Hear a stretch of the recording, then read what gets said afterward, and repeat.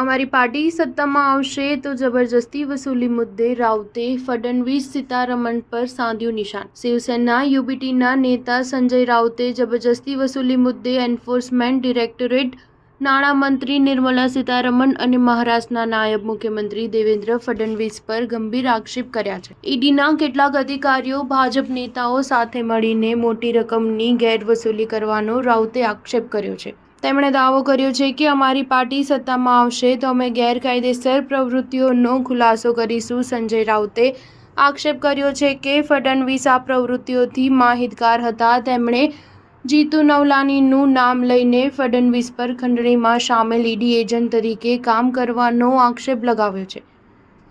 તેમણે કહ્યું કે મહાવિકાસ અઘાડી સરકારે નવલાનીની વિરુદ્ધ કાયદાકીય પગલાં લીધા છે। નવલાનીને ઈડી અને ભાજપ નેતા ફડણવીસ બંનેનું સમર્થન મળેલું છે। તેમણે વધુમાં કહ્યું કે એનડીએ સરકારે આક્ષેપોની તપાસ કરવા માટે વિશેષ તપાસ ટીમ બનાવાઈ હતી। જો કે ફડણવીસે એકનાથ શિંદે સરકારમાં ગૃહમંત્રી બન્યા બાદ જૂન 2022માં આ ટીમને ભંગ કરી દીધી છે। તેમણે પૂર્વ ઈડી અધિકારી રાજેશ્વર સિંહ અને હાલ ઉત્તર પ્રદેશમાં ભાજપના ધારાસભ્ય રાજેશ્વર સિંહ તેમજ કથિત જબરજસ્તી વસૂલીમાં સામેલ રોમી ભગત જે આર્થલ જેલમાં કેદ છે તેના નામનો પણ ઉલ્લેખ કર્યો છે। તેમણે કહ્યું કે એનડીએની સરકાર બન્યા બાદ આ મુદ્દાઓને ધ્યાનમાં લેશે અને આમાં કોઈપણ વ્યક્તિને છોડવામાં નહીં આવે તે સુનિશ્ચિત કરશે।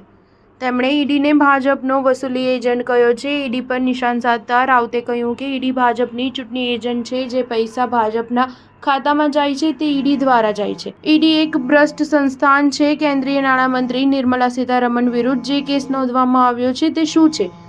ગેરકાયદેસર રીતે પૈસા જમા કરવામાં આવ્યા છે, જેને આપણે ખંડણી કહીએ છીએ। સ્ટાર ન્યૂઝ 7 હંમેશા સચ્ચાઈની સાથે।